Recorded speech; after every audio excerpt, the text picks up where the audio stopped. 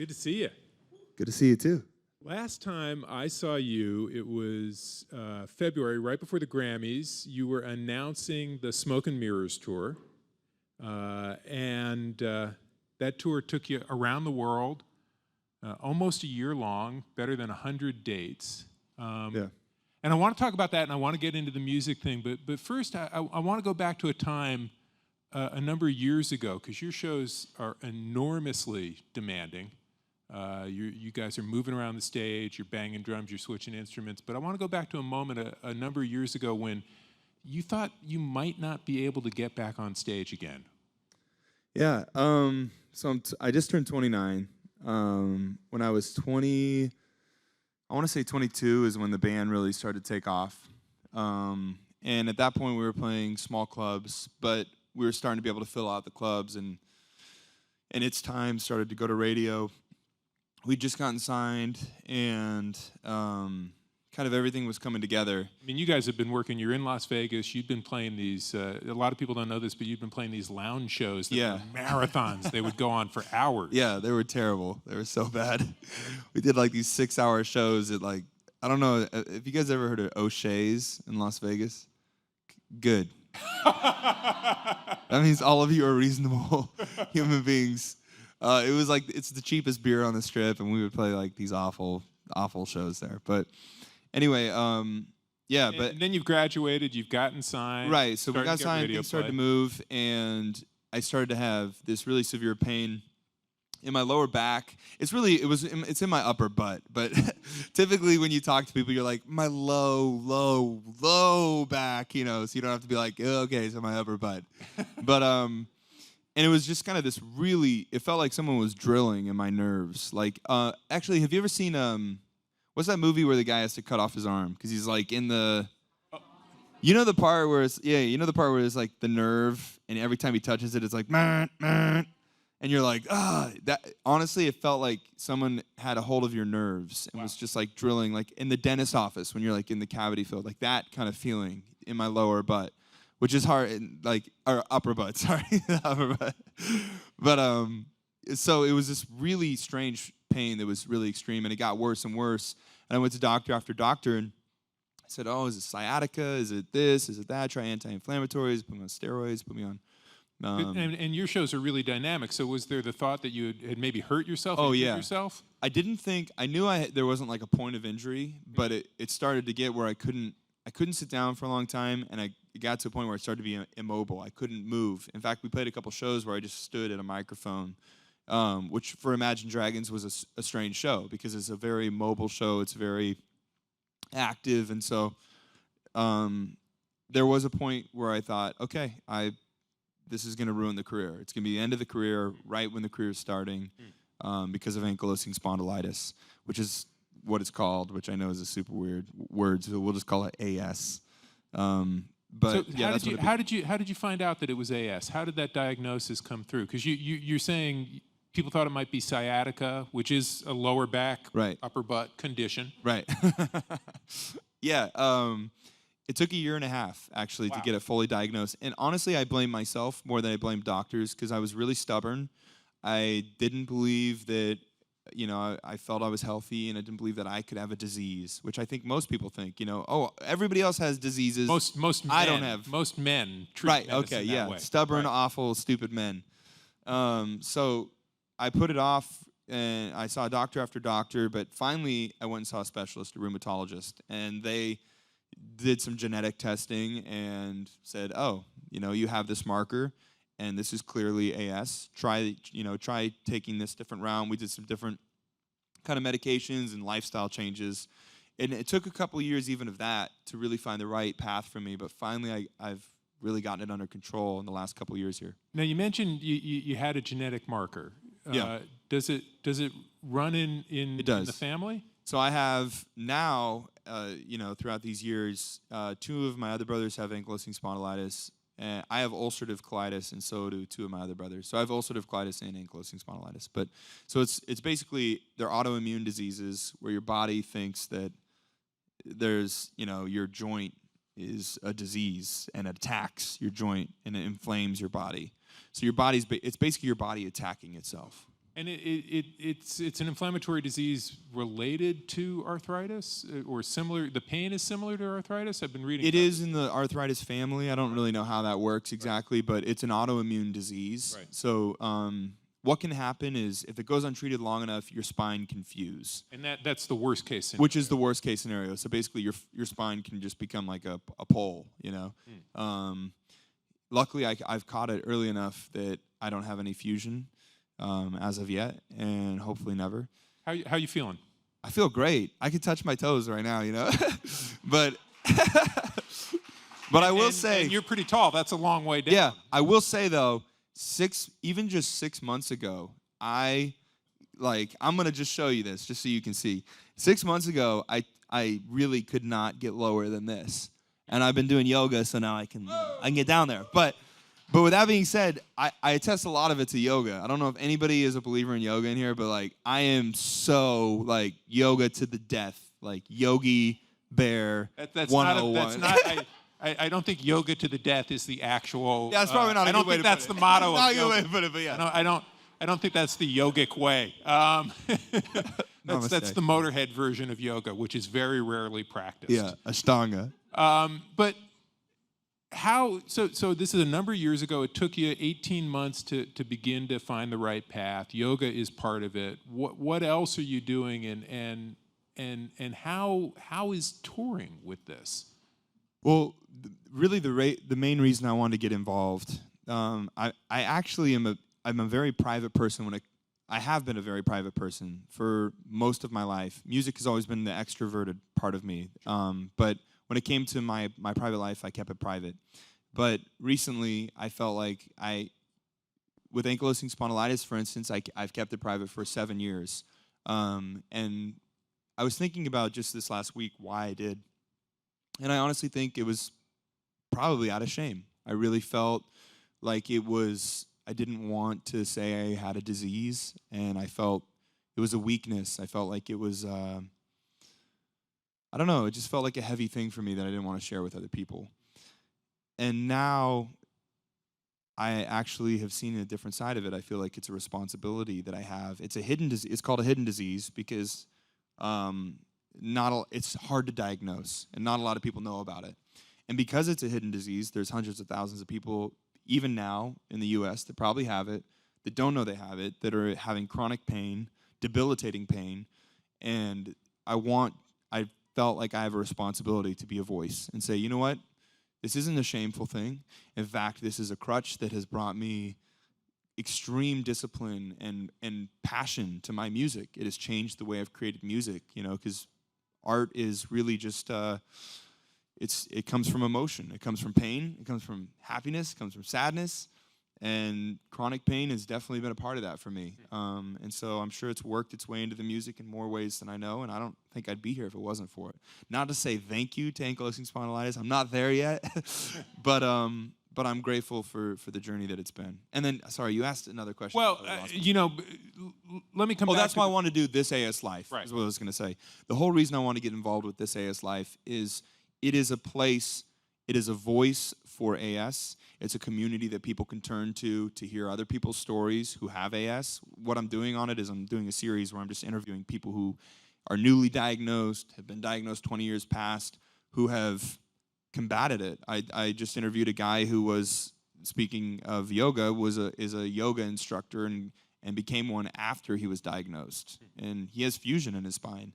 But he does different poses to make it work. Wow. So he didn't let it, control him. And I think that's rad. And his story deserves to be told. And that's what AS Life is for. So This AS Life is a website where you can go. You can, right now it exists. You can find... thisaslife.com. Right. And you can find the stories of other patients there. You can find advice from doctors there. So our first videos go up at the beginning of next year. We just started filming them this week. But there's already stuff. If you go to thisaslife.com, there's already stuff up there. And these videos are going to be, as you were saying, a talk show.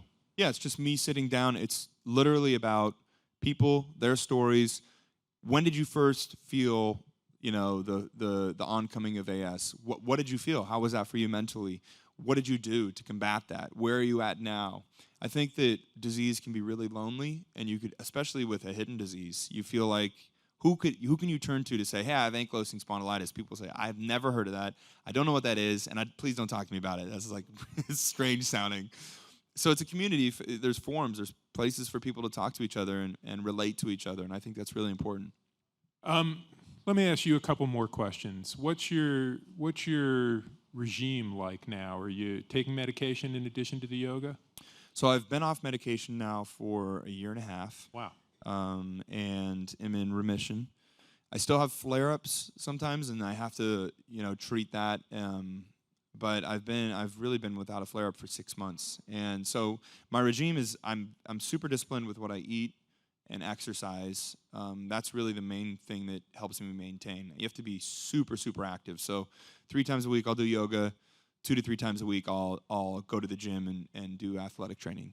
And then those 2 things together, as well as eating really healthy, has worked for me. But for everybody, it's different. You know what I mean? Like, I remember when I was first diagnosed, I read online, people were like, I cured it, I just stopped eating turkey.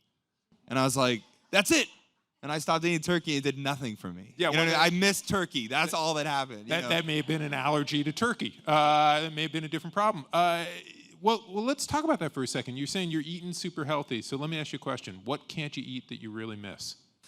That's the thing, actually. For me, I just eat in moderation. So there's nothing that I've cut out completely. Sugar is the only thing that I do very little of that, I think I miss. Like, I was walking to here right now, and there was like a bowl of Twizzlers, and I was like, ankylosing spondylitis. Yeah. You don't meet many rock stars who say Twizzlers. I'd like to have. I wish I had them. I'm jonesing for Twizzlers. Hey, Twizzlers, dude, those are up there. I don't know what you're talking about.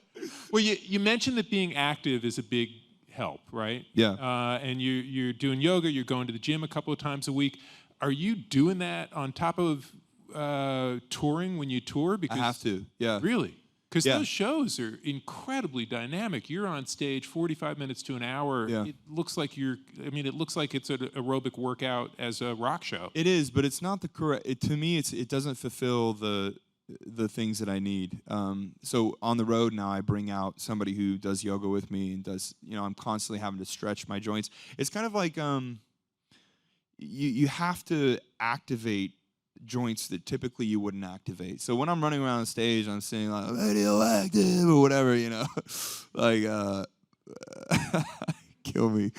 I'm not activating like the hips in the way that I would when you're doing like the warrior pose and you're doing like some weird like try to put your foot behind your head thing that I can't do still, but I try to do, and somehow between all that and eating correctly, I stay on top of it. But there's some people who have to, take medication, and that works for them, and they have to do that to the day they die. And like I said, I have flare-ups sometimes, and I still have to turn back to it. So my biggest advice to anybody is to just go see a rheumatologist, and they'll put you on a plan that works for them.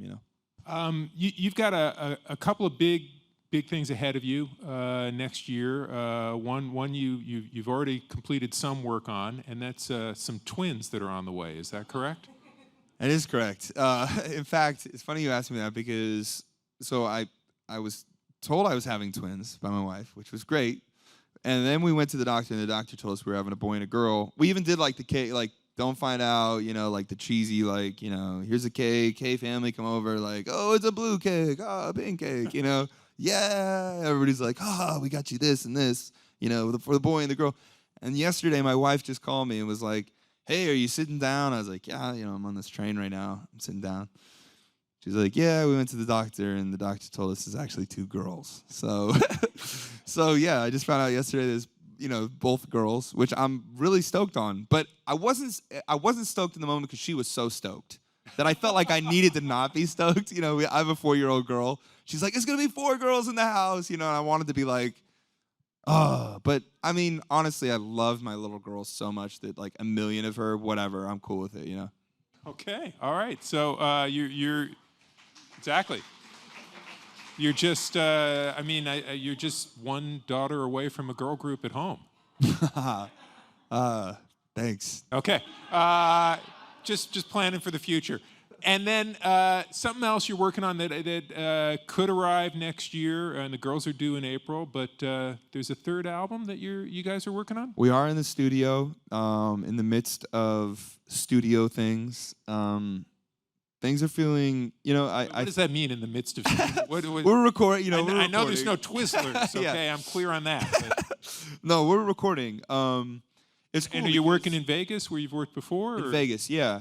And I feel like, at least for myself, I really am in the healthiest place I've been in a long time. This last year and a half has been just really healthy for me mentally, physically.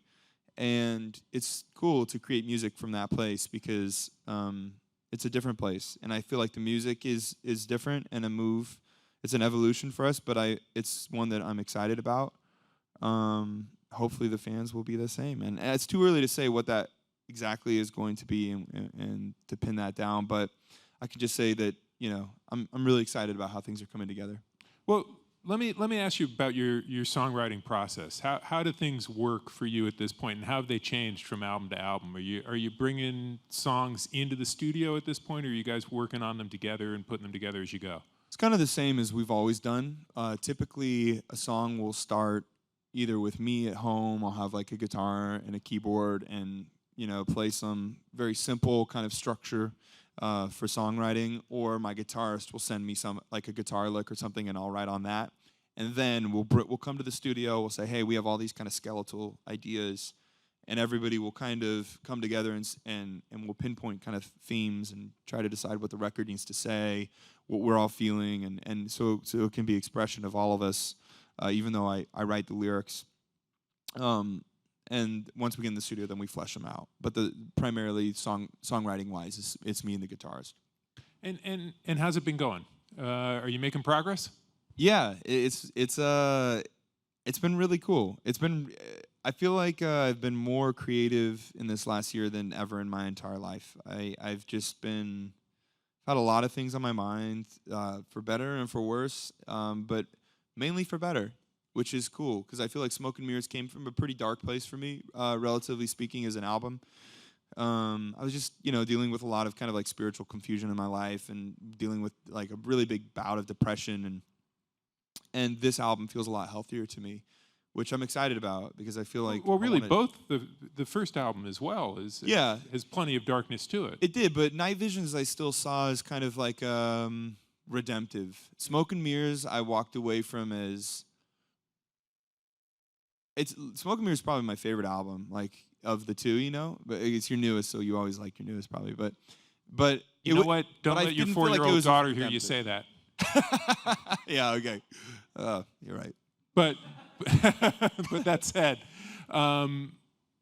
so you've got to change perspective now, and you're saying you're coming at it from a place of positivity. Is it going to affect more than the lyrical direction on the record? Is it going to affect the sound as well?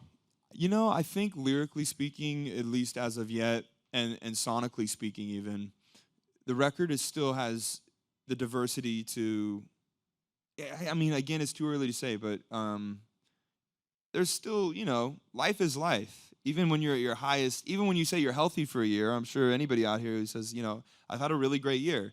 Well, you still had, those days, and you still had those weeks. And those I think still are a part of the sound and part of the angst of Imagine Dragons, and I think it will be forever. And the second that leaves, it'll be plastic, and it will be something that I don't want to be a part of. And so I feel like I hope there's never a day that knock on wood, but I hope there's never a day where just you're happy every day, because no art will come of it, I think. Okay, all right. Well, we've got time for some questions from the audience. Right up front here. Hi, Dan. What's up, man? My name's Stein. Nice to meet you. Question I had was, you've released a bunch of songs and you're still working on an album. Which one has been like your personal favorite and why? Oh man, personal favorite. There was a song that was a bonus track on the last album that I really actually wanted to be on the album, but it didn't make the cut with the guys. And it's cool, I understand, but they were wrong. But it's cool. Cool. It was called The Unknown, and I think it's because it was about my grandfather passing and some things that are close to me. That song's always held kind of close to my heart. But probably above all, there's this song called Second Chances that was on the last record that that I'm really proud of, that I connect to still today. Yeah, good question, man. Thank you. Hi, my name is Dolly. Nice meeting How are you? I'm a little nervous, but I'm all right. Don't be. I'm probably more nervous. This stuff, like Well, yeah. the thing is, I've dealt with mental, like depression and all that, with mental health issues throughout my teen years and early adulthood. Last year when I saw you guys at the Barclays Center, I was coming off a very rough time personally. People passing away around me. And I just wanted to let you know, it's not a question, it's just a comment, that your art matters, your voice matters. It's what keeps a lot of us standing here. Today I am standing here because of your music, so I just want to say thank you.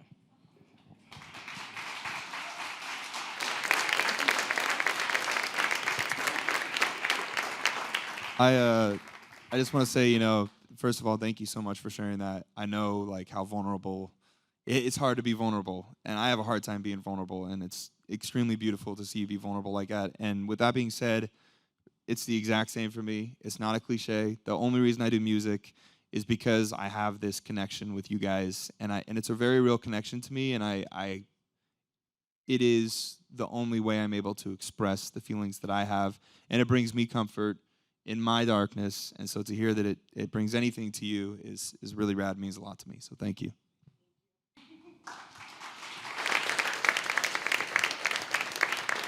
Do we have...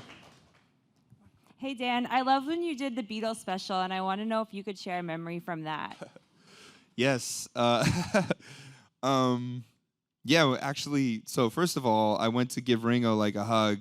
Or no, I went to shake his hand, and he gave me a kiss on the cheek. And it was like... and it was so... I was like, tried to kiss him on the cheek too. Like, no! I meant to kiss you too on the cheek. It was like so awkward. He probably was like, this dude is so weird. That was cool. Paul McCartney wrote us a letter. I got to talk with him for a minute, and he was the most down-to-earth, normal guy. And he's Paul McCartney. He's like God, The whole thing was just super surreal. Right before we went on, I was next to Ed Sheeran, who's super cool, just like so funny. And he was drinking a shot of whiskey. And I asked him, I was like, does that hurt your voice at all? He's like, no, man, it just makes it silky smooth. He's like, it makes me feel so cool, And it calmed me. I swear his whiskey breath calmed me down. I was like, ah. Because it was honestly the most harrowing experience of your life. Because you're going to sit at the front of a stage, and it's like, hey, the Beatles, let me sing your song. I'm going to do it worse than you. We all know that. I can't do it as good as you. I'm going to fail. Here, there's my failure, That's kind of what it felt like to me. So it was the most nervous I've ever been. Ever, for sure. We're going to leave it there, I guess, with Ed Sheeran's whiskey breath. Yeah, good, yeah. Good. Thanks a guys. lot, Dan. I appreciate it.